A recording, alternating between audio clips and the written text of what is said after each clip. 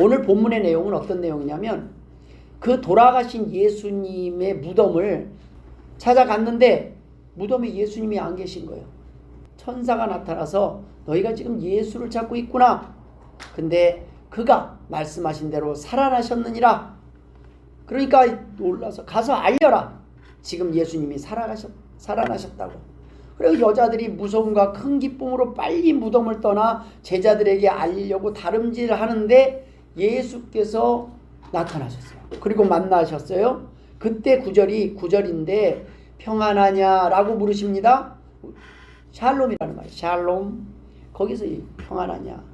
여자들이 나아가 그 발을 붙잡고 경배하니 이 구절이 중요합니다. 여러분, 우리가요 죽은 사람이 살아나면 기쁠 것 같습니까? 무서울 것 같습니까? 네.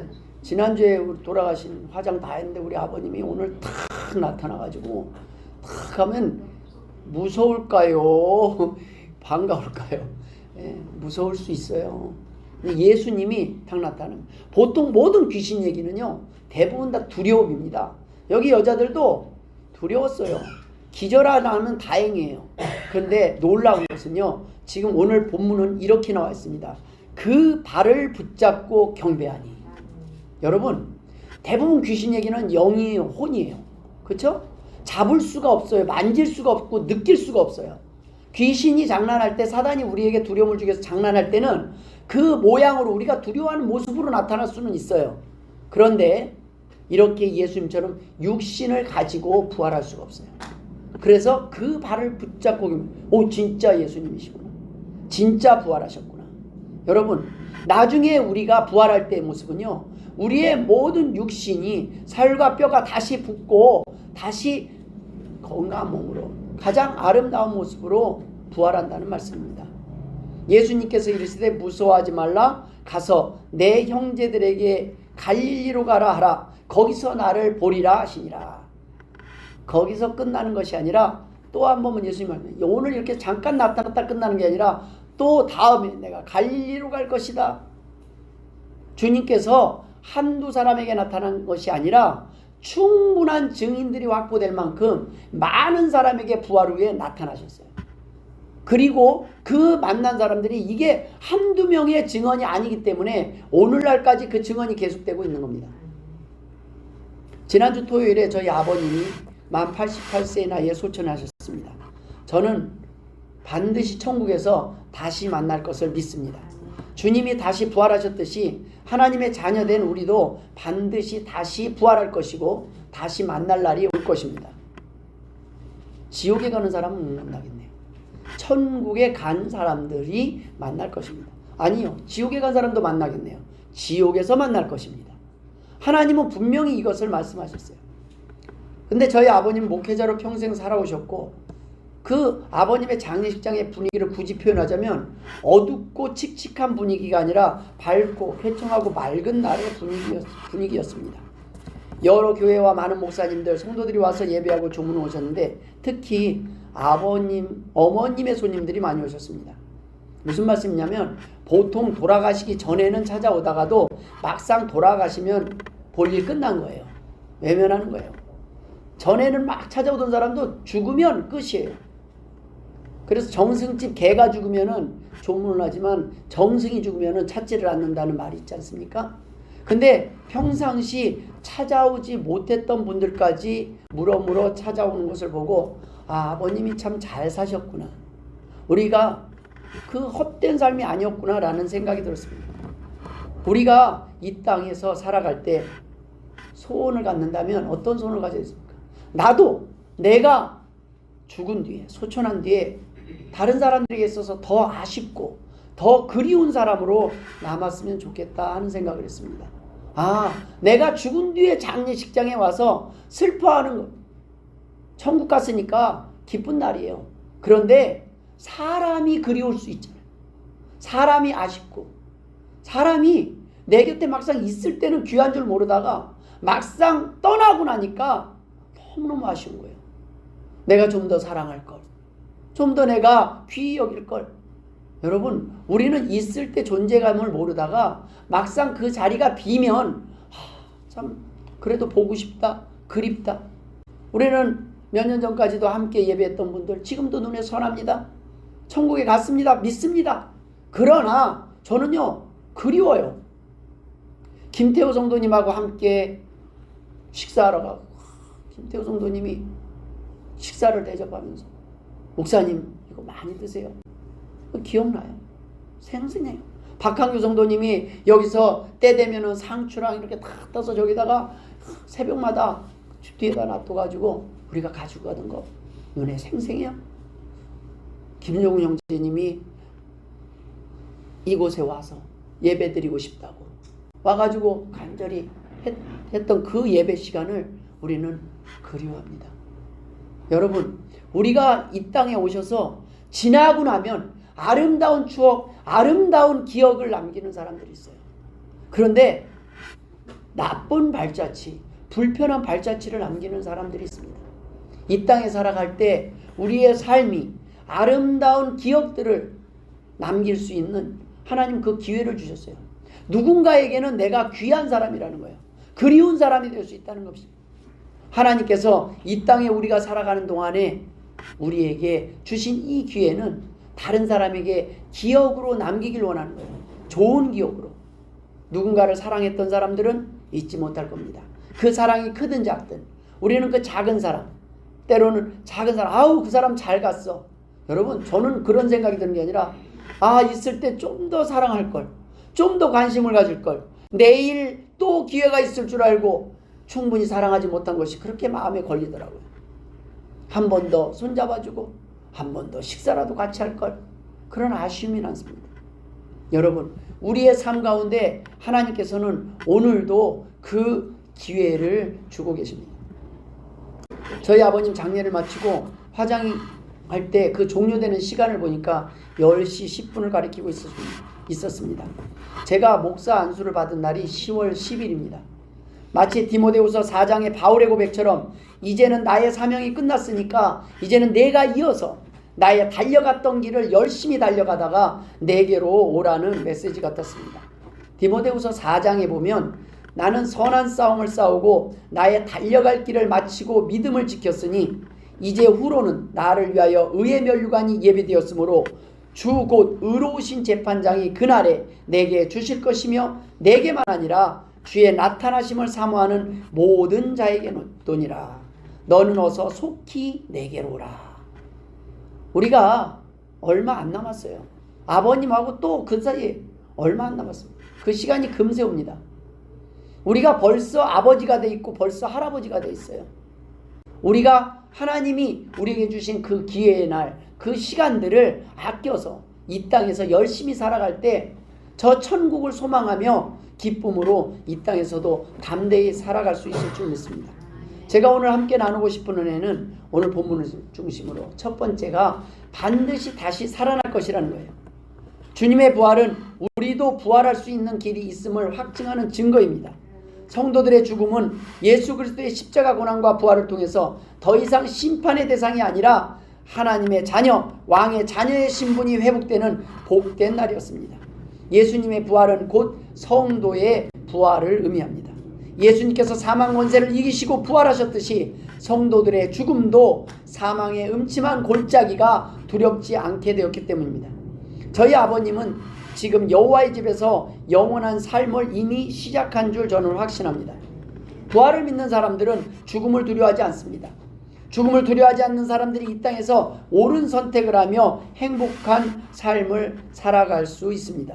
이것이 바로 부활의 능력입니다.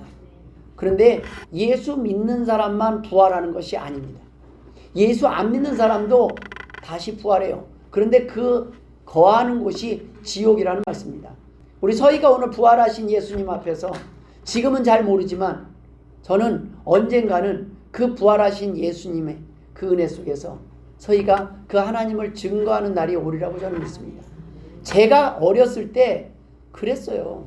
뭔 예배를 드려요. 그런데 오늘 아까 예배 전에 찬양에 그 빌리그램 목사님을 50주년 기념하면서 한 그 모인 어마어마한 많은 사람들이 함께 드렸던 그 살아계신 주라는 찬양, 그 빌리그램 목사님이 오셨을 때 74년도 제가 계산을 해보니까 한 6살, 7살, 만 7살 나이 돼요. 그때 뭘 안다고 그 집회 때 나중에 일을 커서 목회자가 되겠다는 사람이 일어나서 서원하라고 했을 때 딱 일어나가지고 제가 이 다음에 목사가 되겠습니다. 그러고 일어났는데 참 똑똑했던 것 같아요. 그때 그 말씀을 했네. 저는요, 서희가 이 설교 시간에 제가 그때 나이보다 훨씬 나이가 많거든요. 그러니까 다 알아듣는다고. 똑똑하고 지혜롭고 충분히 그런 것들을 알아들을 수 있는 나이라고 믿어요. 하나님께서 우리 서희의 마음속에 찾아가시면 어린 나이에, 지금요 아이들은 다 주일학교 예배 드려요. 작년 예배 드리는 아이가 많지 않아요. 작년 예배 드려서 믿음이 자라는 거예요.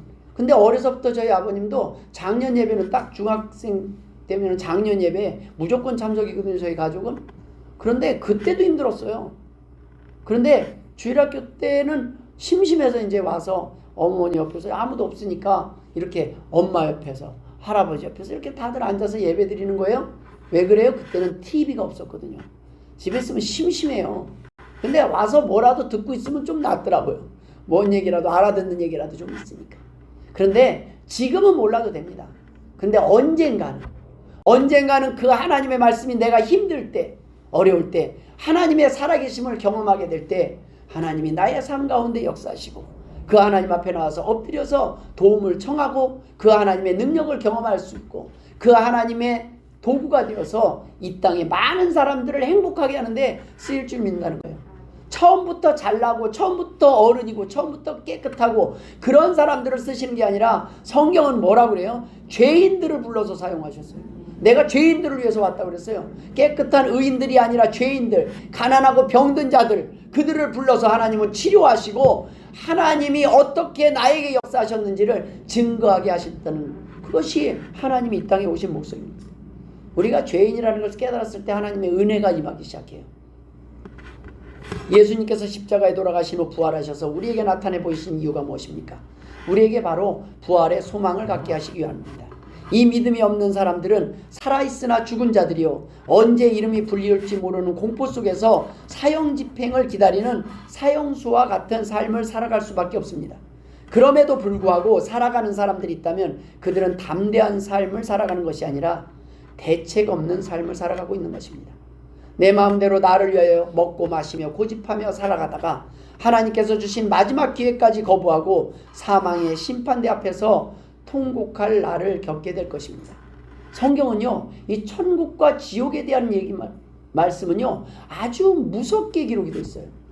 마태복음 25장 30절에도 예수님이 하신 말씀 중에는 그 달란트 비유 끝나고 마지막에 이 무익한 종을 바깥 어두운 데로 내쫓으라, 거기서 슬피 울며 이를 갈리라 하니라, 이런 표현으로 되어 있어요. 아주 강력한 경고를 하고 있습니다. 25장 31절 이후에 너무나 구체적으로 그날에 대해서 이렇게 기록하고 있습니다. 인자가 자기 영광으로 모든 천사와 함께 올 때에 자기 영광의 보좌에 앉으리니 모든 민족을 그 앞에 모으고 각각 구분하기를 목자가 양과 염소를 구분하는 것 같이 하여 양은 오른편에 염소는 왼편에 두리라.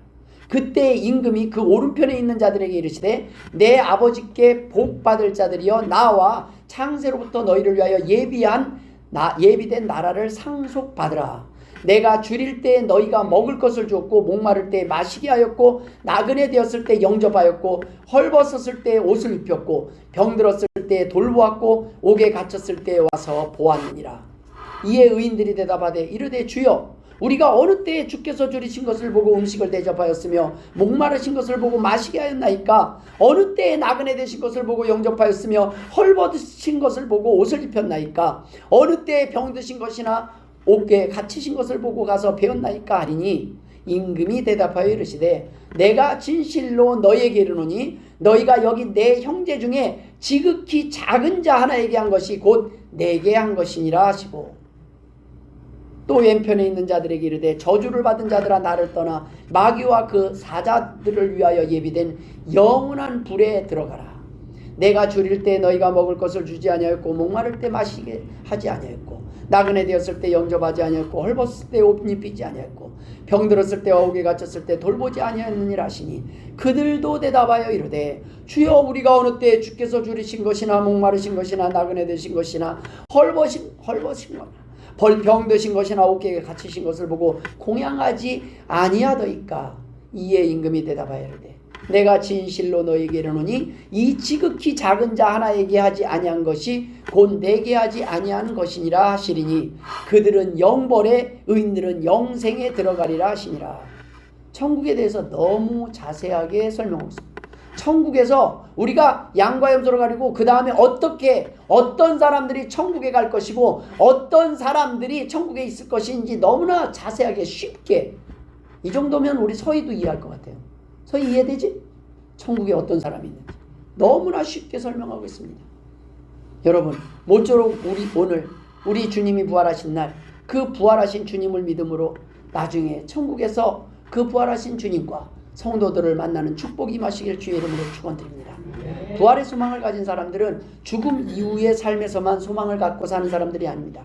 이 땅에 살아가는 동안에도 우리가 힘든 일을 겪고 절망 속에 빠져서 허우적거릴 때가 있습니다. 주님을 온전히 신뢰하지 못하니까 술이나 담배, 마약, 사람을 의지할 수밖에 없습니다. 사람에게 의지하는 사람들은 사람들에게 기대하고 또 기대했기에 실망하고 사람을 탓하고 원망하며 살아갑니다. 그런데 여러분, 개나 동물에게는 기대 자체를 하지 않기 때문에 상처를 받지 않습니다. 금요일에 집에 도착해 보니까 저희 집 강아지가 바람에 떨어진 제 아끼는 밀짚 모자를, 제가 밀짚 모자가 새 게 있고 오래된 게 있고 큰 게 있고 새 거 있는데 저희 집사람이 애끼다 똥 된다고 그래갖고 새 거를 좀 써보려고 조금 이제 새 거를 다 그래도 놨는데 요게 떨어지자마자 완전히 참 잘 뜯어놨더라고요. 다시는 보수가 불가능할 정도로 뜯어놨어요. 요즘 한창 사고 칠 때입니다. 이가 나서 간지러운지 막 장갑이건 바람에 날려갖고 떨어져 있는 건 다 뜯어놔요. 빗자루건 떨어지기만 하면 온전한 것이 없습니다.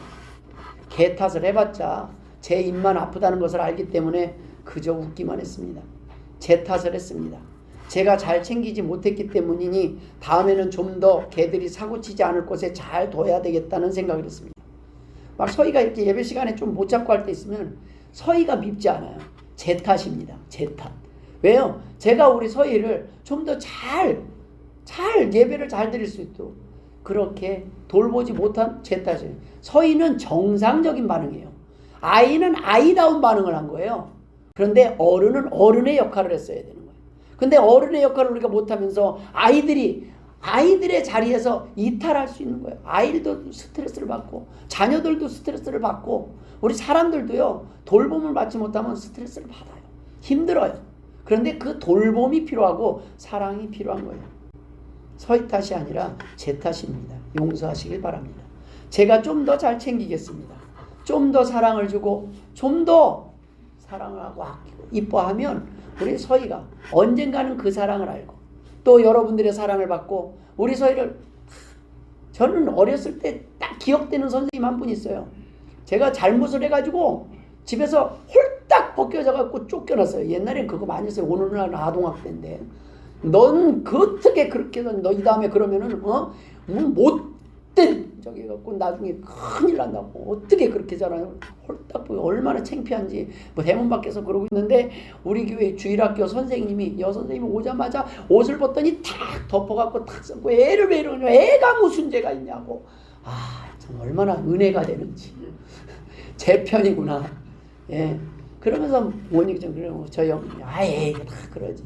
그러면서 또 그래 혼내는 사람도 있고 또 이렇게 감싸주고 기회를 주는 사람. 집안에서도 아빠의 역할, 엄마의 역할 둘 다 잡으면은요 애는 어디로 가라고요.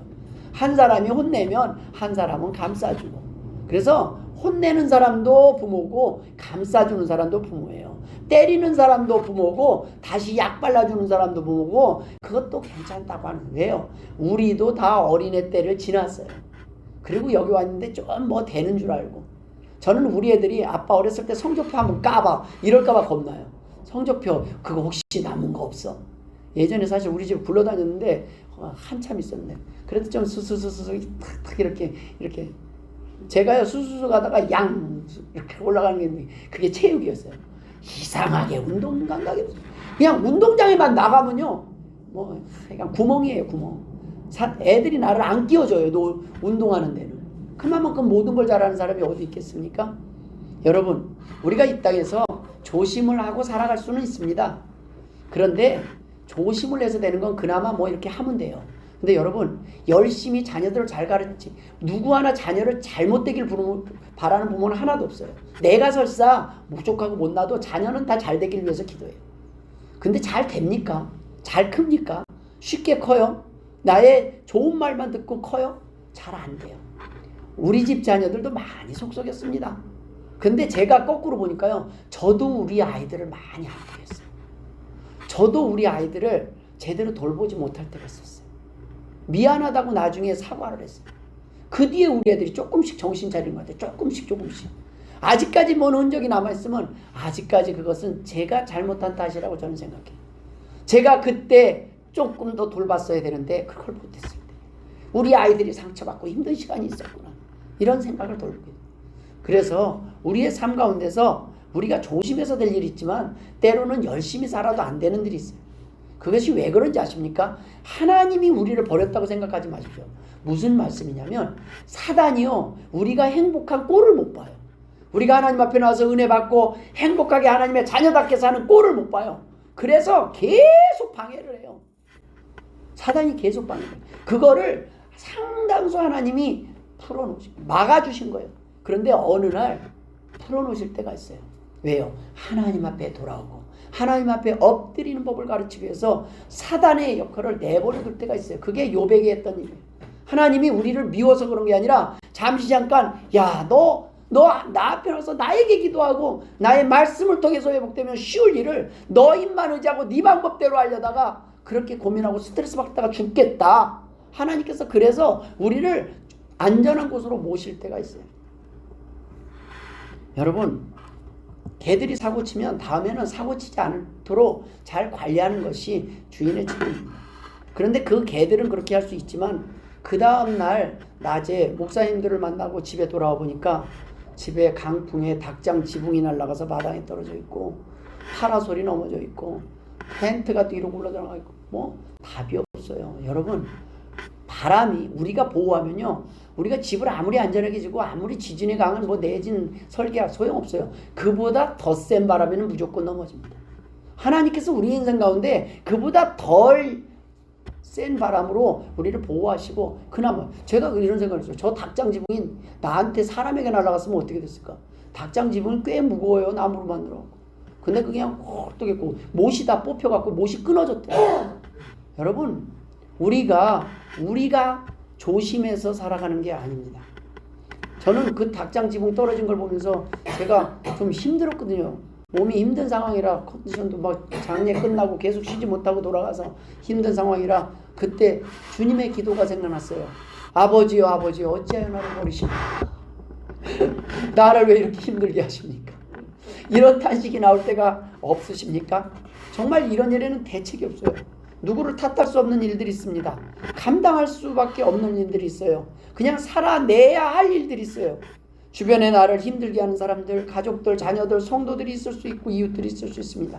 그럴 때마다 우리는 또 이렇게 하나님께 징징거립니다. 아버지요 아버지요 어찌 나를 이렇게 힘들게 하십니까? 여러분 하나님께서 정말 우리를 버리신 것일까요? 아닙니다. 우리에게 맡기신 거예요. 내가 한번 감당해봐라. 해결해봐라. 내가 도와줘봐라. 내가 이해해봐라. 내가 목사니까, 내가 남자니까, 그래도 내가 부모니까, 그래도 내가 자녀니까, 그래도 내가 이웃이니까 내가 이 일에 나서보라는 겁니다. 내가 감당해보라는 거예요. 부모의 연약함은 자녀가 채우고 자녀의 연약함은 부모가 채우고 목사의 연약함은 여러분의 기도로 채우는 겁니다. 여러분의 연약함은 제 기도로 채우는 거고 하나님께서는 우리가 서로에게 왜 이렇게 힘든 교회에 힘든 사람들을 만나게 하셨습니까? 그 사람의 연약함은 너의 강함으로 채워보라는 말씀입니다. 주님께서는 우리의 죄 문제를 두고 외면하지 않으셨습니다. 불평하지 않으셨습니다. 우리의 죄를 대신하여 버림받으셔야만 우리가 구원받을 수 있음을 아시기에 기꺼이 십자가 고난을 감당하셨습니다. 하나님께서는 우리를 위해 독생자 예수 그리스도를 외면하시고 버리셔야만 했습니다. 우리를 구원하시기 위하여 그 그리스도를 외면할 수밖에 없는 그 하나님의 심정을 아시겠습니까? 우리를 위하여 기꺼이 제물이 되시기로 작정하시고 대신 고난당하시고 죽임당하신 예수 그리스도의 사랑을 이해하실 수 있겠습니까? 두 번째 본문이 주는 은혜는 죽음이 끝이 아니라는 겁니다. 왜 주님이 사흘 뒤에 부활하셨는지 고민해 보신 적 있습니까? 십자가에 돌아가신 주님께서 바로 부활할 수 있었습니다. 근데 왜 사흘 뒤에 부활하셨을까요? 십자가의 고난이 끝이 아니었다는 겁니다.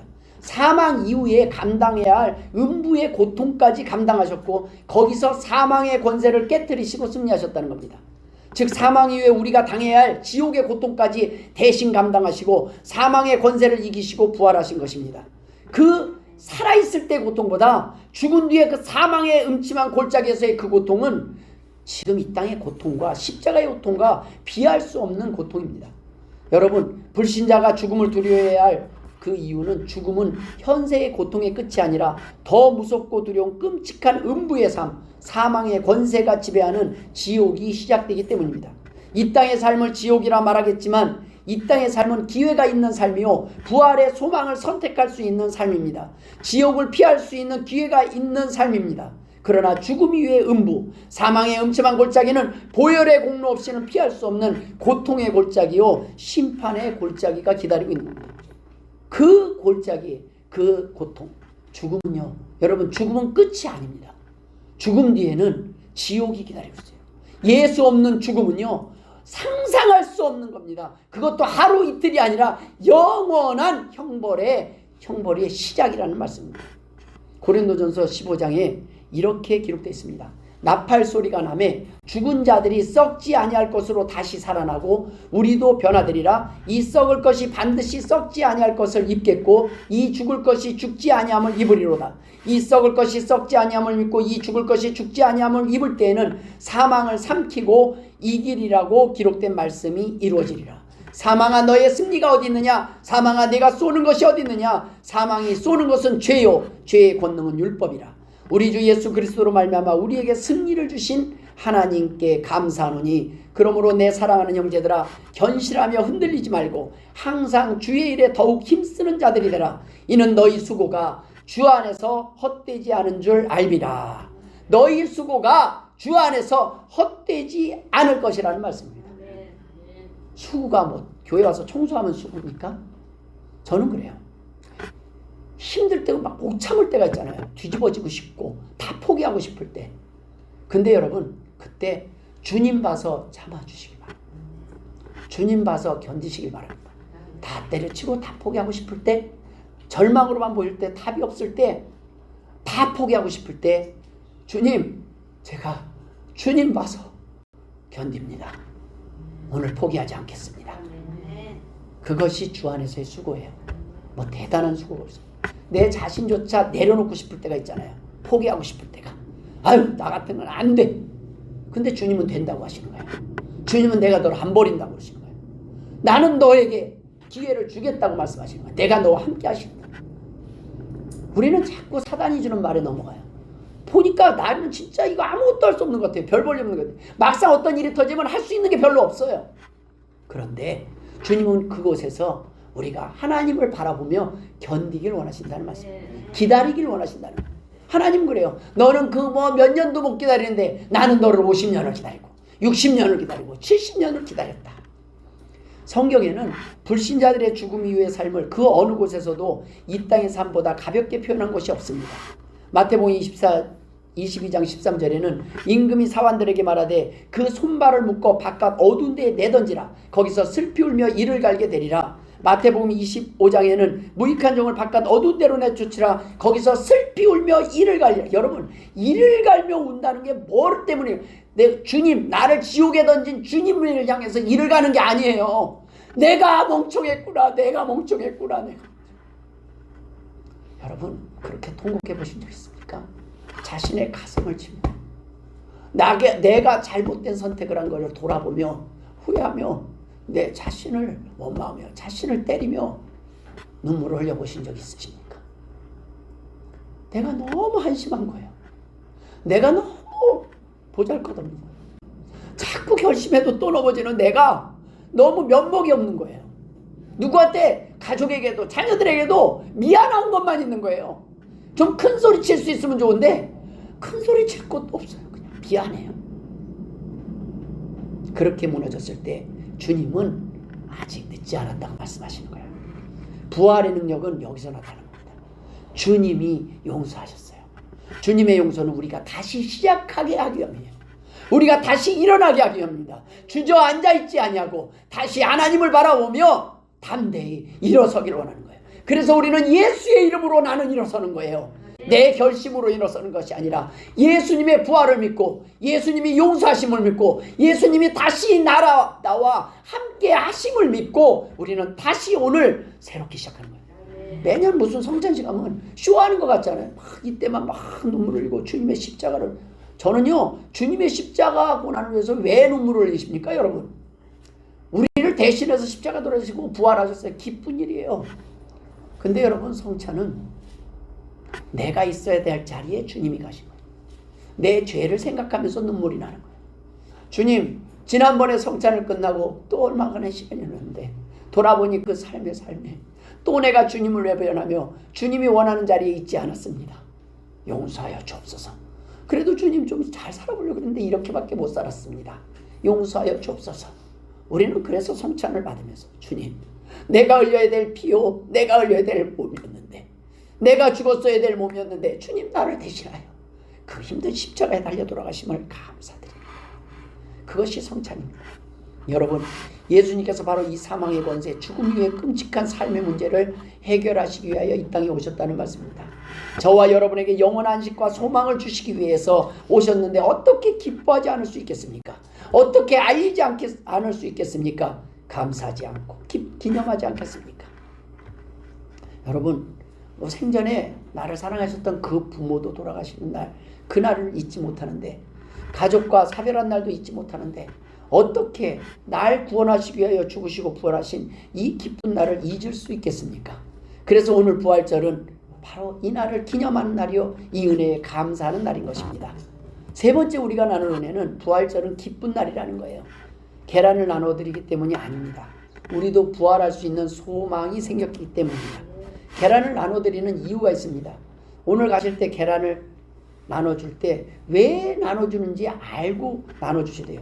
부활의 의미를 전달할 수 있기 때문입니다. 계란은 똑같아 보이지만 두 종류의 계란이 있어요. 하나는 유정란이요, 하나는 무정란입니다. 유정란이 비쌉니까? 무정란이 비쌉니까? 네, 무정란은 아무리 품어도 병아리가 부화하지 않아요. 그러나 유정란은 병아리가 태어납니다. 죽은 듯 보이나 살아있는 생명체가 유정란인 겁니다. 성도들이 바로 유정란과 같습니다. 똑같아 보여도 우리 안에는 생명이 있습니다. 예수 그리스도가 있다는 말씀입니다. 그냥 나눠주는 것이 아니라 복음을 전하라는 것입니다. 단지 계란 하나를 전해주는 것이 아니라 계란에 담긴 부활의 의미를 전하라는 것입니다. 성탄 카드를 그냥 전해주는 것이 아니라 왜 카드가 생겼는지, 왜 크리스마스 때 카드를 전하고 선물을 주는지 그 의미를 전달하는 겁니다. 이렇게 삶은 계란과 같은 소망 없는 이 세상 사람들에게 유정란이 될 수 있는 기회를 우리는 전하는 겁니다. 우리가 전하는 것은 오늘 삶은 계란, 구운 계란입니다. 먹어버려요. 그것은요, 그냥 먹어버려요. 그런데 유정란은요, 다시 생명이 태어날 수 있어요. 유정란은 그저 계란이 아닙니다. 닭이 될 수 있는 기회가 있습니다. 그런데 부화가 된 닭도 다 똑같은 닭이 아닙니다. 암탉과 수탉이 있습니다. 이왕이면 암탉과 같이 귀한 사람이 되시길 주의 이름으로 축원합니다. 수탉은 알을 낳지 못하기 때문에 한 마리를 제외하고는요, 사료만 축내기 어느 정도 되면 잡아먹을 날만 잡아놓고 있는 거예요. 그래도 참을 만한데 이 수탉들이요, 시도 때도 없이 울어대요. 정말 시끄러워요. 곧 잡혀 죽을 줄도 모르고 매일 울어댑니다. 아니 어쩌면 알도 못 나니까 곧 잡혀 죽을 운명인 것을 알아서 그렇게 울어대는지는 잘 모르겠습니다. 어떤 때는 난 어차피 알도 못 낳고 시끄럽기만 하니 빨리 죽여주세요 하는 것처럼 들리기도 해요. 교회에도 수탉과 같은 성도들이 있습니다. 교회만 다니지 알을 낳지 못하는 사람들입니다. 교회에서 큰 소리만 내는 사람들입니다. 불평만 합니다. 거듭나지 못하는 사람들의 삶은 시끄럽습니다. 매일 불평하고 매일 소리 지르고 매일 싸워요. 수탉은 모아놓으면 싸워요. 피 터지게 싸워요. 그냥 서로 싸워요. 죽을 때까지, 하나가 죽을 때까지 싸워요. 여러분, 근데 암탉도 보니까 스트레스를 받으면 알을 못 낳더라고요. 좋은 환경에서 건강한 닭이 알을 잘 낳더라고요. 오늘 부활절에 나눠드린 계란을 드시면서 나는 이렇게 구운 계란, 삶은 계란 같은 삶을 살지 말아야 되겠다. 나는 부활의 소망을 가진 예수 그리스도의 생명을 품고 살아가는 유정란과 같은 사람이 되어야 되겠다. 이 결심을 하는 은혜가 있기를 주의 이름으로 축원드립니다. 여러분, 우리는 모두는 언젠가 죽을 것이라는 걸 압니다. 그런데 정작 왜 죽는지 그 이유를 몰라요. 근데 그것은 분명히 죄 때문이라고 성경은 말씀하고 있습니다. 죄의 싹은 사망이라는 겁니다. 예전에는 노예들이 팔려가면 자식들이 태어나도 노예로 살아갈 수밖에 없었습니다. 자식들이 무슨 죄입니까? 그런데 책임이 있다는 거예요. 그런데 그것을 부모가 사라지기 전에 속전을 내고 자유함을 얻어야 자녀도 그 다음에 자유함을 얻습니다. 이것이 원죄예요. 그런데 하나님께서 이것을 보시고 안타까우셨어요. 아담과 하와뿐만 아니라 후손들의 죄까지 용서하시고 구원하기를 원하셨습니다. 그런데 노예들이 스스로 노예들의 속전을 대신 치를 수는 없는 것입니다. 이미 주인의 것이기 때문에. 노예가 아닌 사람이 대신 노예가 되든지 아니면 값을 치러야 자유로울 수 있는 것입니다. 그런데 이 자녀들뿐만 아닙니다. 부모도 마찬가지입니다. 여러분, 자녀가 잘못을 하면 누가 용서를 빕니까? 사고를 쳐요. 그러면 부모가 가서 사죄를 하지 않습니까? 미안합니다. 제가 잘못했습니다. 제가 잘못 키웠습니다. 건강한 부모라면 자녀가 잘못하면 내 탓이라고 고백합니다. 미안해요. 자녀에게 미안해요. 자녀가 잘못했는데 부모는 한없이 자녀에게 미안한 거예요. 미안하다, 내가 사랑을 못해서. 미안하다, 내가 지혜가 부족해서. 내가 기도를 많이 안 해서. 내가 본이 되지 못해서. 미안하다. 이것이 부모의 사랑 아니겠습니까? 바로 이것이 주님의 사랑입니다. 죄 없는 예수님께서 바로 우리의 죄값을 치르신 것입니다. 그런데 우리는 여전히 죄인인 줄 알고 아직도 사형수인 줄 알고 포기하고 도망다니고 숨어 산다면 주님이 보시기에 얼마나 안타까운 일이에요. 이미 우리 죄를 다 용서했어요. 이제는 회복시켰어요. 내가 네 죄값 다 가서 다 싹싹 빌고 용서를 빌었고 너 이제 괜찮아. 근데 우리는 아직도 도망다니고 있는 거. 이 녀석이 안 와요. 계속 숨어 사는, 용서받은 줄 모르기 때문입니다.